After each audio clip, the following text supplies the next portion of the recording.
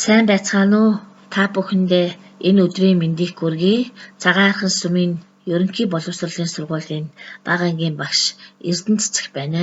Ингээд та бүхэндээ хөрдийг хэлбэр аргаар хэрхэн тогтоолгож болох арга туршлах санаа үр дүнгээс хуваалцах болсондоо баяртай байна. Хурд үзэхээс өмнө ер нь 1-р ангиас нь эхэлнэ. Ижил нэмэгдэхүүнүүдийг нэмж хасах, нэгээр нэмж 10 болгох, 10-аасаа нэгээр хасаж хорогдуулж тоолох, үүнийгээ мөн цааш нь 10-аас 20 хүртэл тоог 1-ээс 3 хүртэл тоогоор нэмүүлж хасуулах, 4-ээс 9 хүртэл дараа нь чаддаг болсон үед нь 20-оос 100 хүртэл тоогоор нэмүүлж хорогдуулах үйлдэлүүдийг хийх, тооны бүтцийг чэйжээр бодох, ингэснээр хүүхдүүд маань бодох чадварт нь ахиц гарна. Ижил тоонуудыг нэмээд байхад гарсан хариу нь 2-р ангид бидний үзэх үр өгүүлбэрийн эхлэл учраас 1-р ангид нь эдгээр чадварны бодлогуудыг маш сайн хэлж хүүхдэд өгснөөр цаашид хурд үзэх эхлэл суурь нь бүрэн тавигдж байна гэж ойлгож ажилдаа хэрэгжүүлж ажилладаг. Хурдээ үзэхдээ бүх хурдээ ер нь 3 төвшөнд хувааж үздэг. 1-р шатандаа эхлээд хамгийн хэлбэр 10, 5, 2-ын хурдыг бүрэн үзэж чэйжлүүлдэг. Ингэснээр үйлчлэгийн байр суулгах хуулийг сайн ойлгож, хэрэглүүл сурах, 1-ийг 10-аар үрж, 10-ыг 1-ээр үрж, гарсан үр дүрийн утга нь ижил байна. 2-ыг 5-аар үрж, тэгвэл байрын солиод 5-ыг 2-оор үрж гэхэд мөн адил 10 гарч ийн. Ингээд үрж үйлдэлийг хийхэд байрыг нь солиод бодоход үр дүрийн утга нь ижил гардаг юм аа гэсэн ойлголттой тэгвэл эхэлж маш сайн өгдөг. Ингээд 10, 5, 2-ын хурд чэйжлүүлэхдээ 30 ширхэг хурдыг бүгдийг нь бүрэн чэйжлүүлж ажилдаг. 2-р шатандаа бол 4, 3-ын хурдыг чэйжлүүлдэг. 4, 3-ын хурд чэйжлэхдээ өмнө үтс нь 2, 5, 10-ын хурдээ хасаад битгэд 13 хурд чэйжлэж гинэ гэсэн ойлголтыг хүүхдэд өгдөг. Ингээд хурд чэйжлэхэд нь багасж байна гэдэг ойлголтыг маш их сайн өгдөг.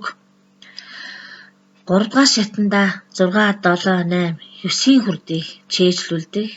Чэйжлэхэд маш хэцүү хүнд гэж ойлголтоос хүүхдэд өгөхгүй тулд өмнө үтс нь 4, 3, 2, 5, 10, 1-ийн хурдээ хасаад чэйжлэхэд бид 10 ширхэг хурд чэйжлэж байна гэсэн ойлголтыг ингэж хүүхдүүдэд өгч чэйжлүүлдэг. Ер нь тэгээд хүүхдэд хурдыг чэйжлүүлснээр чэйжж болох юм аа гэсэн итгэл төрүүлэх, хурдныхаа зөв дотлыг ойлгох, цаашид хөгжил анхны арга барилтай болгож өгсөн. Хурд чэйжлэхэд аль болох хэцүү биш хялбар гэдгийг нь бол хүүхднийг бүртээ ойлгуулсан. Чэйжлэх явц удаан сурагчдад бол эцэг эхийн тусламж авах, гэрээр зааж өгөх, гэр багшийг ажилуулдаг. Төрөл бүрийн үнэлгээгээр итвэх оролцоогийн нь бол нэмэгдүүлдэг. Хурдыг шалгахдаа хамгийн сайн мэддгээс нь багаар нэмэгдүүлэх, чадахгүй сурагчид бол хугацаатай төрөл бүрийн сонирхолтой хэлбэрээр бэлтгэсэн даалгаврыг өгч ингэж хүүхдүүдийнхээ хурдыг дүгнж ажиллаж байна. Сурагчид 5, 10, 1, 2-ын хурдээ бүрэн чэйжилж 100% түүнтэй холбоотой дасгал бодлогуудыг маш сайн бодож сурсан. Ингээд хороо цээрийн дэглэм тогтоо танхимын хичээл төр зогсонтой холбоотойгоор үлдсэн хурдээ төвийн сурагчдаа захин болон теле хичээлээр дамжуулан олгож, хөдөөний сурагчид бол цаасан хэлбэрээс 3-4 удаа хүргүүлэн өгч эргүүлж нүгээ та дүгнж ажиллах эцэг эхтэй одоо байнгын холбоотой ингэж ажиллаж байна. Ингээ 3 сарын 1-ээс хичээл орсон үед одоо хүүхдүүдээ хэрхэн хүрдээ чийлсэн байгааг нь шалгаж дүгнэж үзэхэд одоо 1-ээс 10-ын хүрд чийлсэн 13 хүүхэд, 8-9-ийн хүрд дутуу 6 хүүхэд, 7-8-9-ийн хүрд дутуу 3 хүүхэд, бүх хүрдээ одоо огт мартсан 1 хүүхэд ингэж ирсэн юм аа.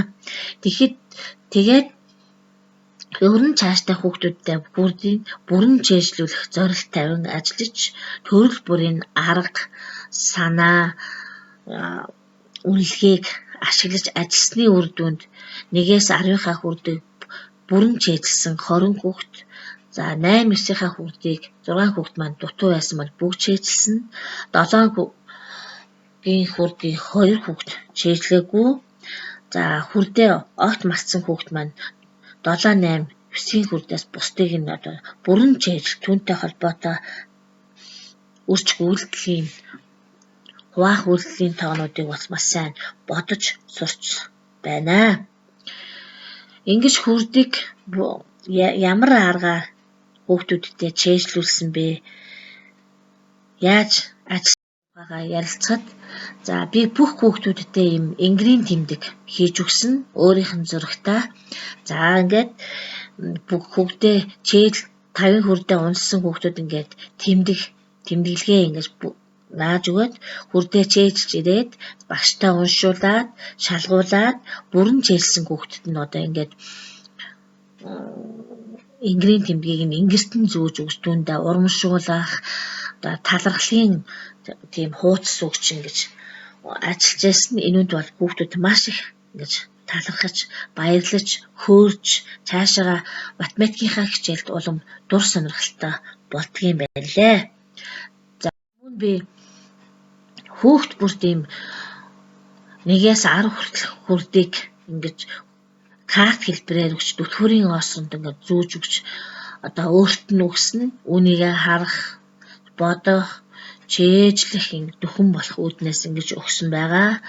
За мөн үтсэн хүрдээ ингээд сонирхолтой хэлбэрээр ингэж мөн нөгөө байр суулгах чанарыг ашиглаад 8-ыг 2-оор 16 тэгвэл эргүүлээд 2-ыг 8-аар үрж 16 гардгийн байна. Үржүүрийн утга ижил гэдгийг ойлгуулж энэ дээр 2 8-ын хүрдээ давхар авч яваад одоо нөгөө үтсэн 8-ын хүрдээ сонирхолтой байдлаар ингэж амьтны төрсөнд оруулж ингэж эвлүүлэх, дүрс бүтээх ийм хүүхд бүртээ хийж өгчээсэн. За мөн хүрднийхаа чийжлэхэд амар зөв тогтолцоог нь ойлгуулах үүднээс хэд хэдээр ахиж байгааг ингэж зураг бичглэл хийж бас ингэж өгсөн. Чийжилчих явцдаа хүүхдүүд маань бүх хүүхдийн оролцоог нь бас ингэж үнэлж одоо өөрийн журнал дээрээ тэмдэглэл хийж ингэж явсан юм аа. Үүний үр дүнд одоо манай ангийн хүүхдүүд бол 80, 93% нь бол хүүхдүүд маань хүрдээ бүрэн чийжилж одоо цаашид одоо үрж хуваах үйлдлийн тоо бодоход маш хялбар болж байна. Хүрдийг хурдан хугацаанд ингэж тогтоолгосноор ямар үр дүн цаашид биднэрт гарах вэ гэвэл 1, 2, 3 оронтой олон оронтой тоог үржих хуваах сэдвийг заахад хялбар дөхөн болно. Хүрд оролцсон төрөл бүрийн дасгал даалгаврыг сонирхолтой хэлбэрээр өгснөөр математикийн хичээлтэй дур сонирхолтой хамгийн түрүүнд одоо тооныхаа даалгаврыг үзүүлдэг, тооныхаа хичээлээ гаргадаг тийм сонирхолтой болдгийм байна лээ. Ингээд та бүхэндээ анхаарал хандуулсан явдалд баярлалаа.